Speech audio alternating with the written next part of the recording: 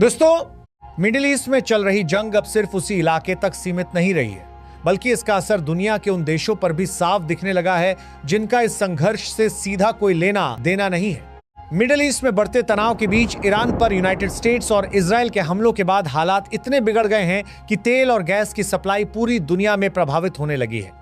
इसका सीधा असर अब आम लोगों की जेब पर पड़ रहा है। इसी बीच श्रीलंका से एक बेहद चौंकाने वाली खबर सामने आई है। यहाँ पेट्रोल डीजल के दाम आसमान छू रहे हैं। कुछ जगहों पर कीमतें 400 प्रति लीटर के पार पहुंच चुकी हैं। सरकार ने हाल ही में ईंधन की कीमतों में करीब 25% तक बढ़ोतरी की है और हैरानी की बात यह है कि सिर्फ एक हफ्ते में ये दूसरी बार दाम बढ़ाए गए हैं। अगर कीमतों की बात करें तो ऑटो डीजल 300 से बढ़कर करीब 382 प्रति लीटर पहुंच गया है।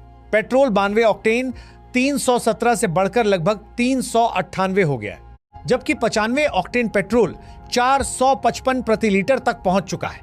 केरोसिन की कीमतों में भी 30% से ज्यादा की बढ़ोतरी देखी गई है।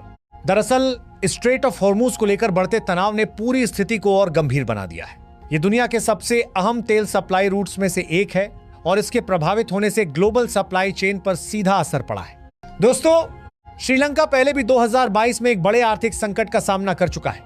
उस समय हालात इतने खराब हो गए थे कि देश को डिफॉल्ट घोषित करना पड़ा था और भारी विरोध प्रदर्शनों के बीच तत्कालीन राष्ट्रपति गोटाबाया राजपक्सा को इस्तीफा देना पड़ा था।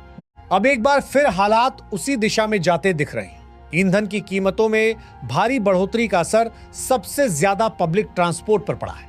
निजी बस ऑपरेटरों ने चेतावनी दी है कि अगर किराया नहीं बढ़ाया गया तो 90% तक बसें सड़कों से हट सकती हैं।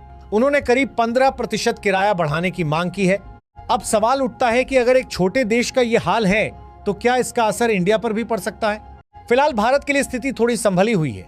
देश के पास तेल और गैस का पर्याप्त स्टॉक मौजूद है और सरकार लगातार मिडिल ईस्ट के अलावा दूसरे देशों से भी सप्लाई सुनिश्चित करने में लगी हुई है। इसलिए अभी तुरंत किसी बड़े संकट की आशंका नहीं है। लेकिन दोस्तों, अगर ये जंग लंबी चलती है तो असर भारत पर भी पड़ सकता है। हाल ही में कुछ शहरों में गैस सिलेंडर की कमी देखने को मिली थी। हालांकि घरेलू गैस की सप्लाई अब सामान्य हो चुकी है, लेकिन कमर्शियल सिलेंडर को लेकर अभी भी कुछ दिक्कतें बनी हुई हैं। तो कुल मिलाकर मिडिल ईस्ट की ये जंग अब ग्लोबल असर दिखाने लगी है और आने वाले समय में हालात किस दिशा में जाएंगे, इस पर पूरी दुनिया की नजर बनी हुई है। फिलहाल के लिए इतना ही। धन्यवाद दोस्तों। जय हिंद, जय भारत।